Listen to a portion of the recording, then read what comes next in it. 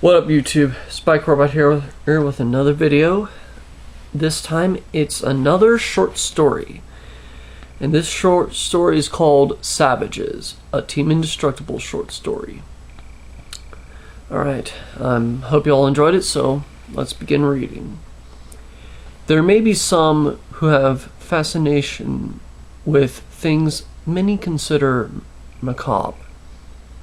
Some like guns, skeletons, vampires, Satan, war, etc. But let's just say it. No one likes torture. No one normal likes torture. Even normal people can like the macabre. But being tormented and abused for a prolonged period of time, for no reason, is not appealing to anyone. No one knew that better than Daniel Gross and Annie Kissy, a man and a woman that worked for the military. Annie was a member of the unit Team Indestructible. One day their superior, General Davidson, had a conference, with Daniel being one of the people in it. He said, "As you may know, Jake Steinfeld is currently injured with a bullet in his arm. The other members of his unit are watching over him while he is taking a leave. This is a problem because I have reports that a group known as the Savages are building a nuclear reactor not far from here. I have made a conference to offer suggestions on what to do. I believe we should send a bunch of soldiers there to raid the place," said Daniel.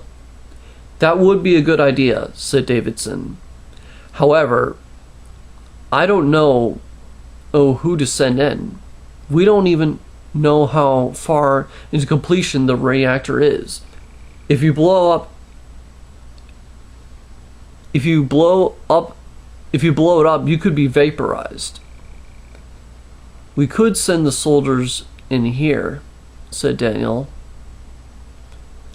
"And when we find the reactor, we can use a bazooka from far away." While Daniel was talking, Annie entered the room. She said, "Permission to join the meeting." "Granted," said Davidson. "I want to join you guys," said Annie. "I don't think you know what you're up against," said Davidson. "Besides, you are taking a leave of absence." "I think I'm totally capable of doing a mission with you guys," said Annie. "I can face any kind of danger that comes up. Besides, I don't really have anything to do." "All right, you can join us, but be careful," said Davidson. "I will," said Annie. "Okay then, I'm sending you all on a mission that has a simple objective. Stop the Savages from building the reactor," said Davidson. The group of soldiers used military jeeps to head to the site where the nuclear reactor was. When they noticed a high house used for skeet shooting, out of all the places they could have chose, a fucking skeet shooting station, asked Daniel. "Whatever. We can use the houses for cover," said Annie. "Good idea," said Daniel. He then gave a signal, and the soldiers went over to the low and high houses. And then Annie peeked out to see the construction of the reactor. Since it was a little too far away, Annie got some binoculars and saw them building the nuclear reactor. She then said, "Oh, they're not even close to finishing it. Daniel, blow it up." "With pleasure," said Daniel. He got out the bazooka and opened the cap and aimed roughly toward where the reactor was being built and fired the bazooka. The nuclear reactor in progress exploded. Suddenly, the men who were presumably the Savages got out their guns and began firing. Annie then shot one of the men with her machine gun. The man was shot multiple times by... Oh wait, no. The man collapsed with blood spilling out. Daniel shot another in the face. Alright. Daniel shot another one. A soldier shot one, but then he was shot multiple times by one of the men. Daniel shot that man, and he collapsed with blood. A soldier fired his gun, but ran out of ammo. One of the men then shot the soldier with blood spilling from his mouth. Soon, most of the soldiers were dead, but Annie and Daniel kept fighting. That was until the remaining were held at gunpoint by a bunch of men. When that happened, the shooting from both sides had stopped. "You fire no other bullet, and you get one in you," said one with a hideous voice. Annie and Daniel and the remaining soldiers dropped their weapons. "Fuck!" shouted Annie. Back at the military base, two other members of Team Indestructible, Andrew Gates, Shell the Hedgehog,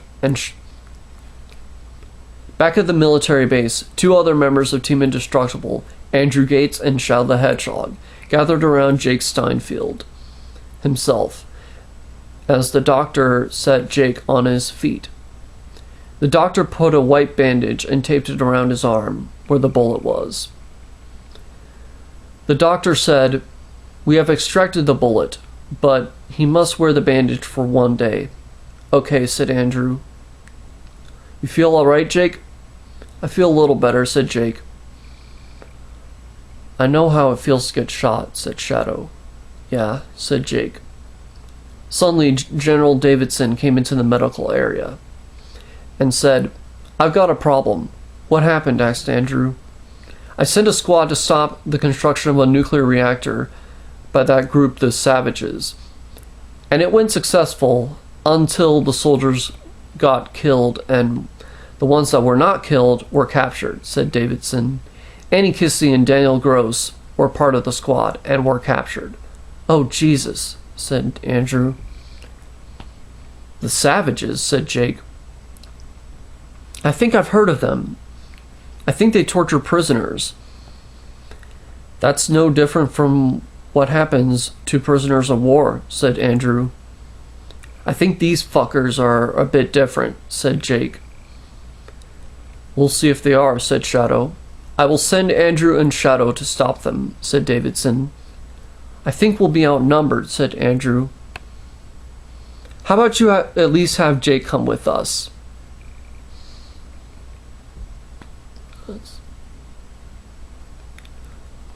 "Absolutely not," said Davidson. "Jake is in no position to go on another raid. I am not risking any more of my men." I can do it with them," said Jake. "I feel much better now. I am fucking serious. Besides, if I don't do it, then there's nothing left for me to do."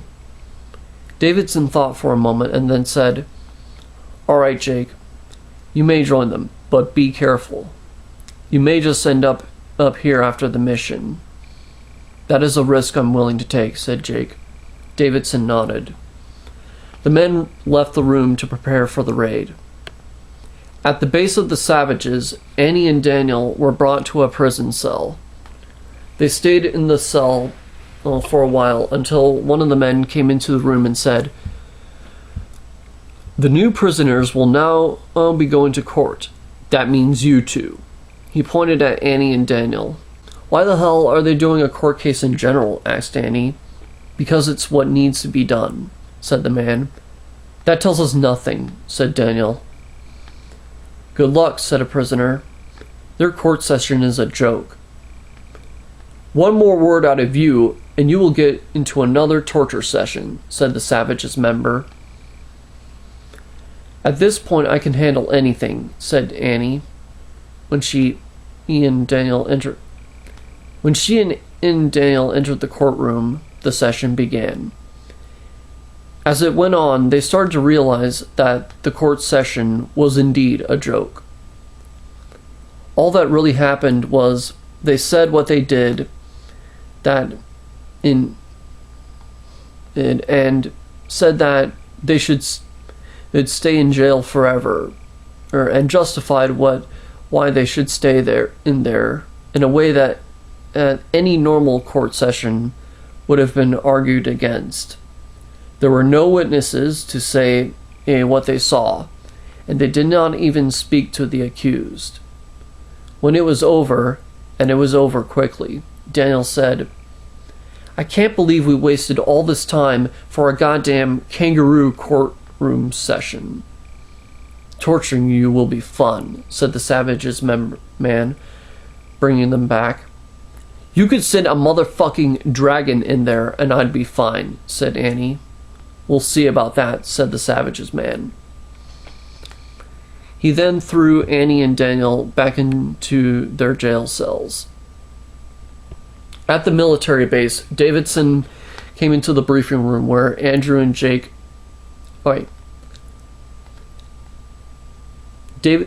At the military base, Davidson came into the briefing room where Andrew, Jake, and Shadow were getting their weapons and said, "I just got a call from another unit sent to track back where the hideout of the Savages is." "What'd they say?" asked Andrew. "The hideout is in Middleton Road, and it will take you about 2 hours to get there," said Davidson. "It's that far out?" said Jake. "I mean, damn." "I will provide a jeep for you to drive out there," said Davidson. "We should try and get there as fast as possible," said Shadow. "I can't imagine what those bastards will do," said Andrew.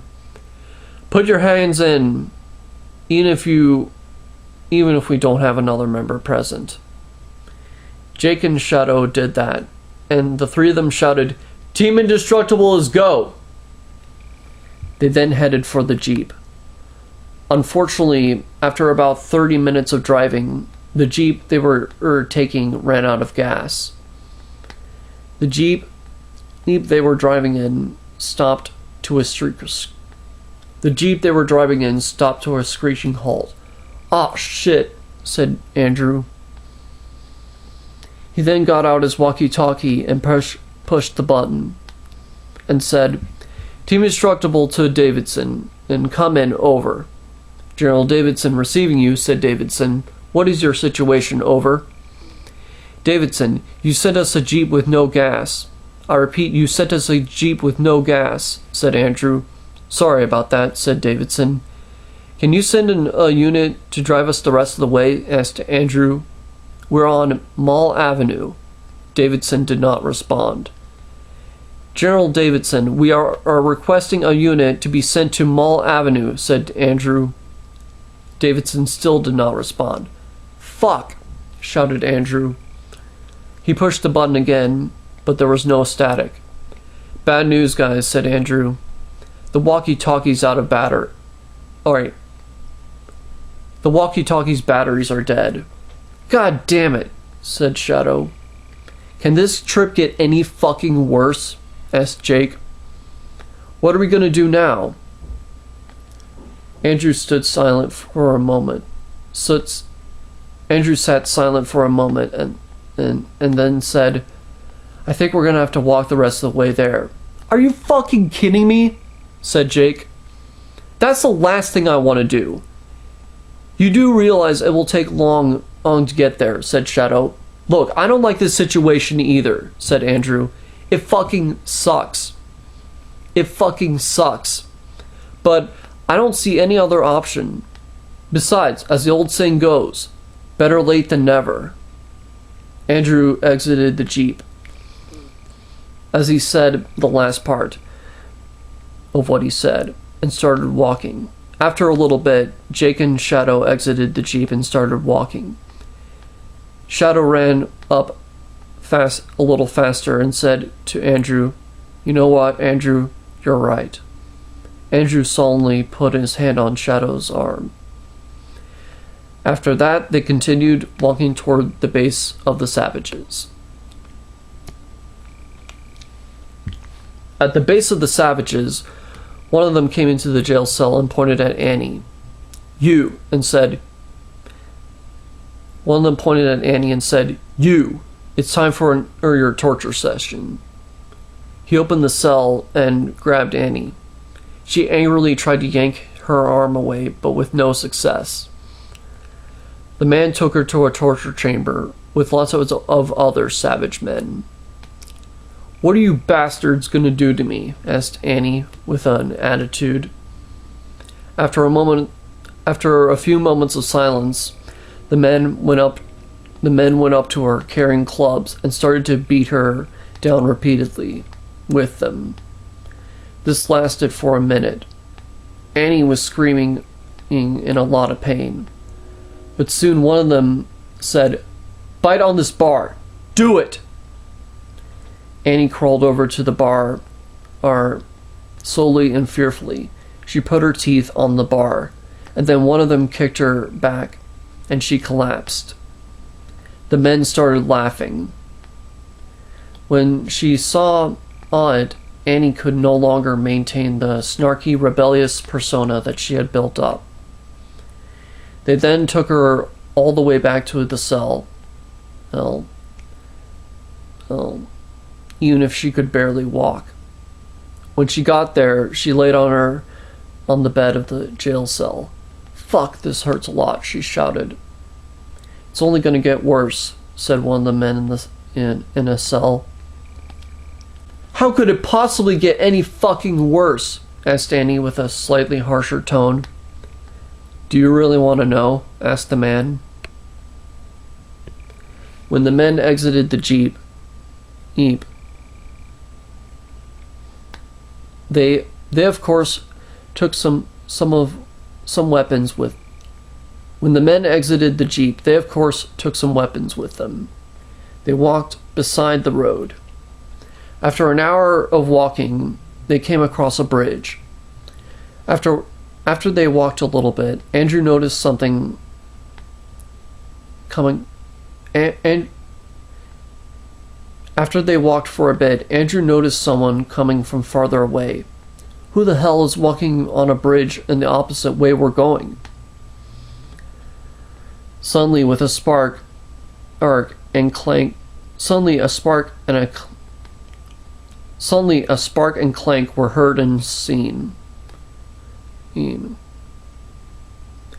Andrew immediately went out of sight. The rest of the men followed suit. "Somebody is catching up to our scheme," said Jake.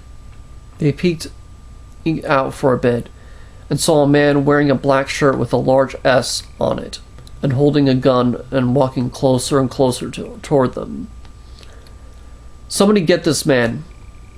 "Somebody get this man," whispered Andrew in a tense tone. "I've got him," said Shadow. He then grabbed his shotgun and went onto the bridge and fired his gun at the man. The man collapsed. Shadow then walked up to the man's lifeless body and found a folder with a lock on it, so no one would be able to open it. Shadow took the folder and walked back to where he was previously on the bridge. "Well, it's very clear that he is one of the members of the Savages," said Shadow. "So that means there's going to be more of them coming toward us," said Andrew. "Damn it, I knew this was a mistake," said Jake. "They would have followed us if we drove, and it would have turned into a demolition derby," said Shadow. "Ah, good point," said Jake. With that, the men kept walking even hours after they crossed the bridge. Back at the base of the Savages, one of the Savages came to the jail room and then pointed at Daniel and said, "You, time for your torture session." He then opened the jail cell door and grabbed Daniel. As they walked out of the jail cell, Daniel could see one of the prisoners having a panic attack. Daniel had a sullen look on his face. Once they entered the torture room, the Savage member got a rope out and flicked it. The end of the rope landed on Daniel's groin. The Savage's member kept whipping Daniel's penis over and over and over again. He did it about 20 times. When it was over, the Savage's member grabbed Daniel and took him back to the jail cell, laughing. Daniel could barely walk. When he got to the jail cell, Annie gasped in horror. "What happened?" "They whipped my fucking... you know," said Daniel, pointing toward his groin. "They whipped it 20 fucking times." "Jesus fucking Christ," said Annie with a horrified expression. "I will never kick a man there again." She then put her hands on her face. After walking for hours, Andrew, Jake, and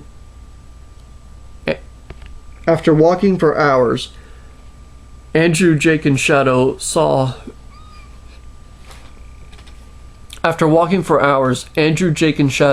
some train tracks on their trail.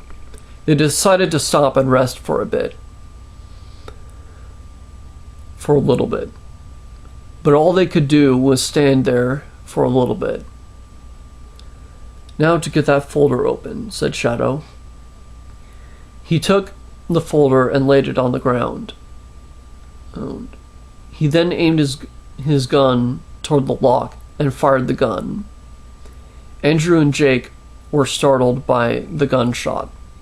"What the hell was that?" asked Jake. "I was shooting the lock to get it open," said Shadow. Suddenly, Andrew noticed a train coming by. "Hey, maybe the train will take us to where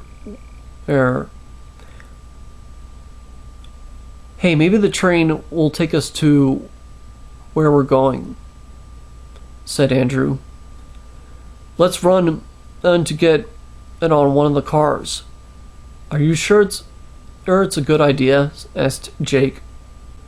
"Do you want to keep walking for hours, or run for a little bit and rest even longer?" asked Andrew. He then searched for an open car. There was a yellow car with an open door. Naturally, Andrew ran up to the ledge and climbed onto the car. Jake ran up to the car, and Andrew grabbed Jake's hand. Shadow ran up to the car carrying the open folder and jumped onto the car. They sat on the floor of the car. "Wait a minute," said Jake. "We don't even know where the fuck this train is going, or how we'll even find Middleton." "I think there's a town near Middleton, and if we find the town, we can walk the rest of the way," said Andrew. "Oh yeah, that town," said Jake. "You know that town?" asked Andrew. "One of my father's friends works there," said Jake. "I used to hang around him. I think he's one of the only civilians who knows about the Savages. We can try and find him," said Andrew. "His information would really be useful." "This folder isn't useful enough," said Shadow.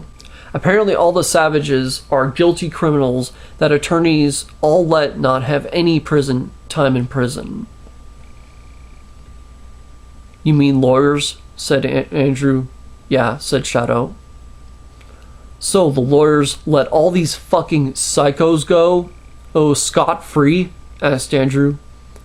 "It's no wonder why people really fucking hate them. But if we find him, maybe he'll at least take us there. That is if he's not working by then," said Jake. "Good point," said Andrew. It doesn't tell us what methods of torture these bastards are inflicting, said Shadow.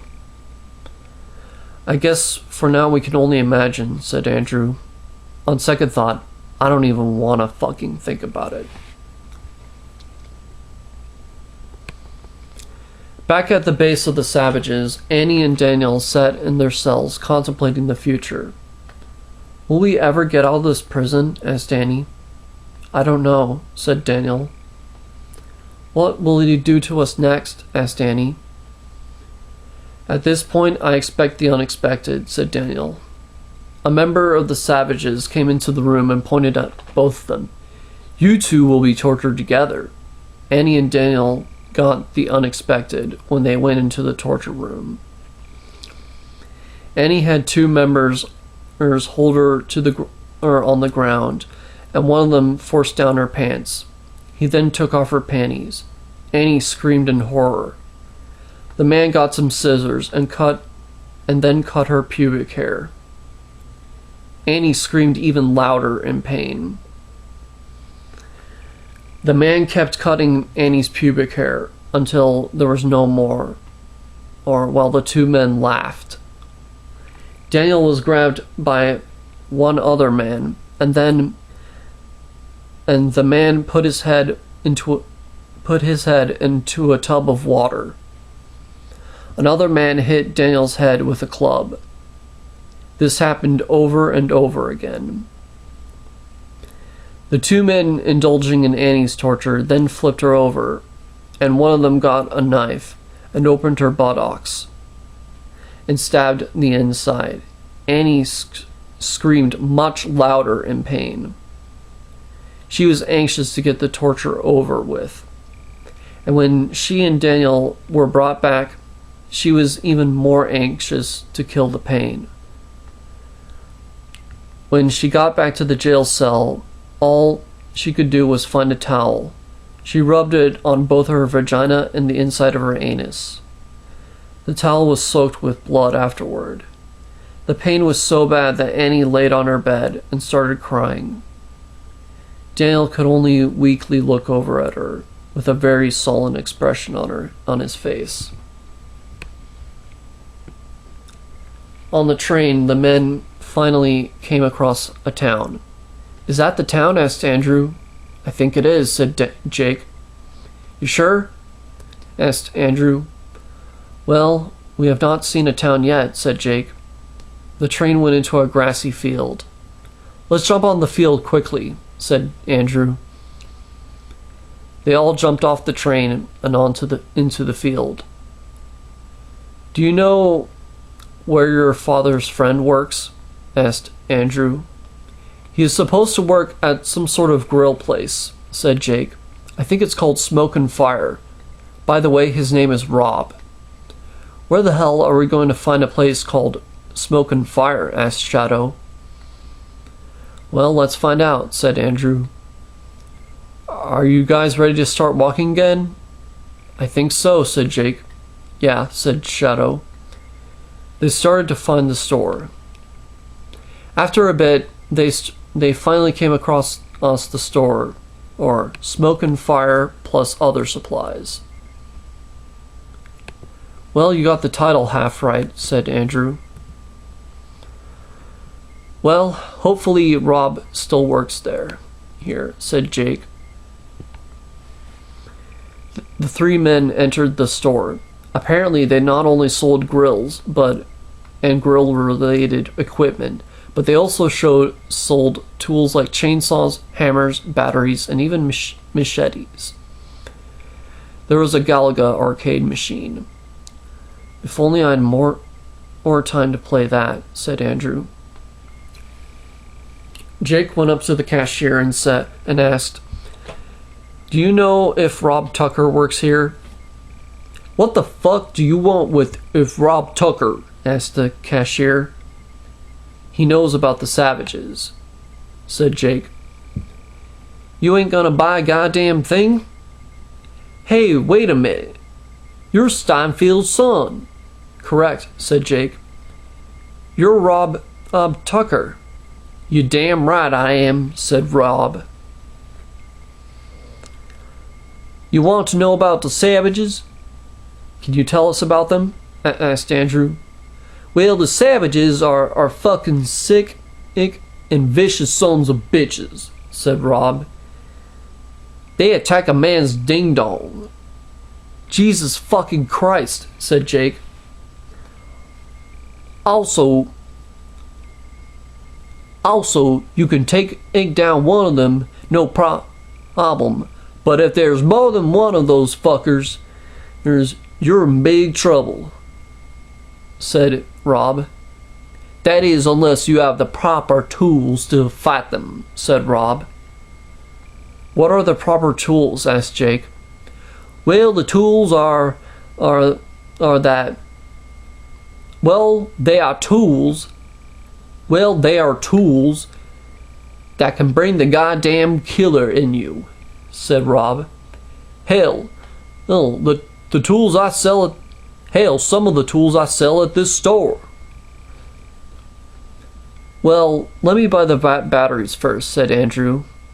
You got the money? Asked Rob. I always keep my wallet, said Andrew. That's a good idea, said Rob. That'll be $5. Andrew got out his wallet and got a $5 bill and gave it to Rob while saying, Here's your dough. Wait a minute. We don't have a car or anything to help us carry any of that shit, said Jake. You got here on foot? Said Rob. That's dedication. Where are you going afterward? We're going to the savages' hideout, said Andrew. They captured my girlfriend and a fellow soldier of ours. You guys are fucking crazy, said Rob. He then thought for a moment, and then said, But you might also be brilliant. Tell you what, I can get you there by car. My shift ends real soon. I can even let you borrow some of that supply. You can do that? Asked Jake. Hell yeah, said Rob. Well, I guess we don't have to waste any more fucking time walking all the way there, said Andrew. Rob laughed. Back at the base of the savages, Annie and Daniel sat in their jail cell, because that's all they could do. You know, I feel like I should have been more prepared when starting up that mission at the with the nuclear reactor, said Annie. Or more prepared when going in here. No amount of military preparation could prepare you for anything like this, said Daniel. Annie sat there silently and seriously. Sometime later, a member of the savages came in and said, You two, it is time for more torture. He then grabbed both Annie and Daniel and took them to another torture chamber with other members. A few of them laid Daniel down on a bed, and all he could see was a circle with a green outline and blue filling on the ceiling. It also had a huge S on it.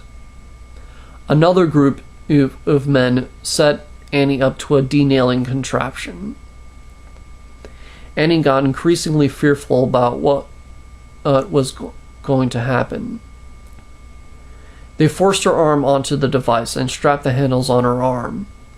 They put one of her fingers towards a silver hole on the device. One of them punched down the handle, and Annie's nail was removed. What they had for Daniel was him getting punched on both of his facial cheeks by two miscreants punching him from the left and right side of him over and over. It stopped for a moment, but the laughter didn't.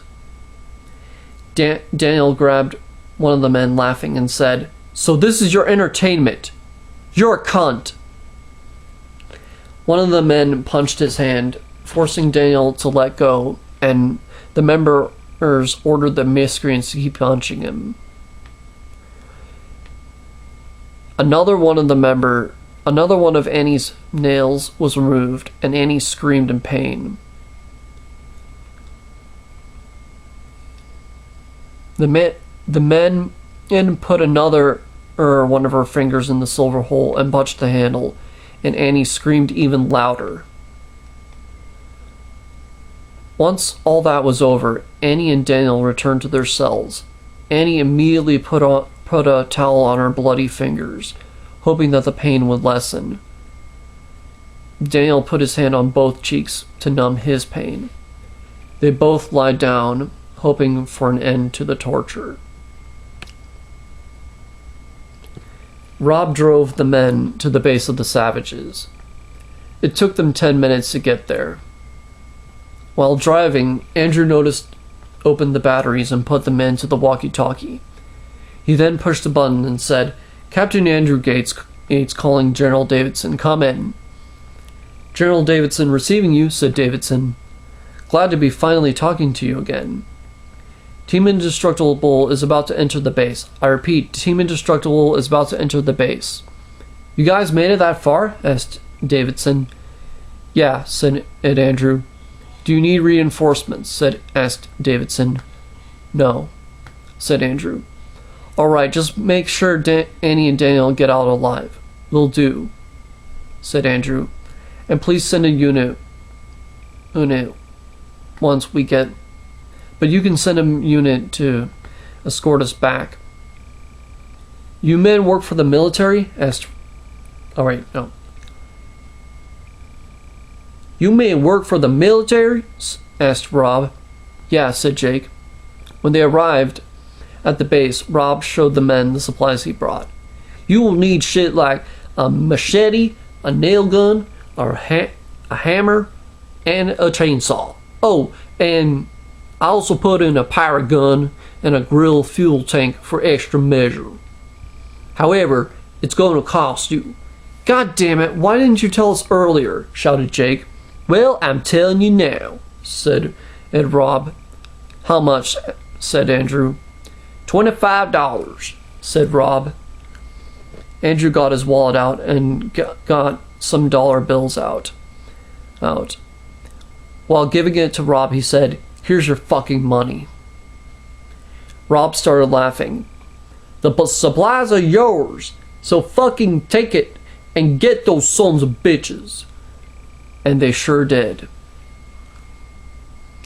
When the men entered the base, one of the savages came up to them and said, "Hey, what the hell are you doing here? Take us to the jail cell where a man and woman in the army are, you prick," said Shadow, holding a gun on him. The man suddenly got tense and made a gesture and started walking. Andrew, Jake, and Shadow followed behind him. When they got to the jail room where Annie and Daniel were, Shadow hit the man on the head and knocked him out cold and stole the keys. He then unlocked both cells. Daniel could barely move, but when Annie saw Andrew, she said, "Oh, Andrew, you came." Andrew came up to Annie and embraced her. He gave a very long embrace. When he was done, he said, "Annie, tell me everything that happened in here. I know I've been gone for a long time, but I'm here now. The only way to know what these men deserve is for you to tell me what they did to you, so we can know our enemies." Annie sits there silent for a minute. But Daniel came up and touched her gently and said, "It's okay, you can tell him." "Well," Annie began, "these men started beating me with clubs. They did it for over a minute, I think. I think they whipped Daniel's penis. They also cut out my pubic hair. They also cut out my pubic hair and stuck a knife in my ass. They really have a sick thing for hurting genitals. In addition, they cut out 3 of my fingernails and beat Daniel up in a way that is just cruel. But the absolute worst part about it is this was all funny to them." Annie started crying when she got to the worst part. These sick fucks think that finding a way to break even the strongest people, both physically and mentally, is all a joke. Sobbed Annie. All for no reason. Andrew put his hand gently on Annie's back as a way of consoling her. But now that you're here, she said in a little more calm tone, I don't care what you do to them. I want you to show them the pain that they caused us. What they did to us is worse than killing us. Annie touched her hair. Andrew touched her hair and said, I am prepared to do just that. But I know you are capable of doing it with me. It is something you may want to do. More than you know, said Annie. All right. We will kill them all together, said Andrew. We will make it through this, if we do. What do we do after that? Asked Jake. We show the world what they did, said Andrew. He then put his hand out. Annie put her hand in. Shadow then followed, and so did Daniel. After a little bit, Jake then put his hand in. They then prepared for the attack. The reunited team looked around with the weapons they equipped. Daniel pushed a button that said, Open all doors. He pressed it, and all the jail cell doors opened. The prisoners were all free to get out, and they did, some sooner than others. The team walked out of the prison room. One of the Savage's members ran up to them. Andrew got the machine out and swung it towards the man's head. Blood exploded where his head used to be, and his body fell. Jake went up to a member in one of the torture chamber rooms and hit him across the head with a hammer.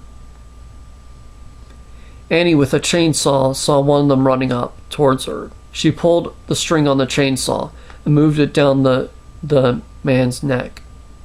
Moved it towards the man's neck. Blood shot out of the man's neck, and he collapsed. Andrew went up to another member and grabbed his arm. He then slashed the machete on the man's arm. The arm fell, and blood spilled from the stump. Daniel grabbed another member and said to Jake, Come in here. Jake followed Daniel into a torture chamber room, and soon Jake knew what Daniel wanted him to do. Daniel leaned the man's head into a tub of water. Jake then struck the man's head with the hammer. He was knocked out cold. Shadow then punched another member into a wall and then shot the man's fingers with a nail gun. The man's fingers were stuck to the wall with blood oozing out. Shadow then put the grill fuel tank right next to the man.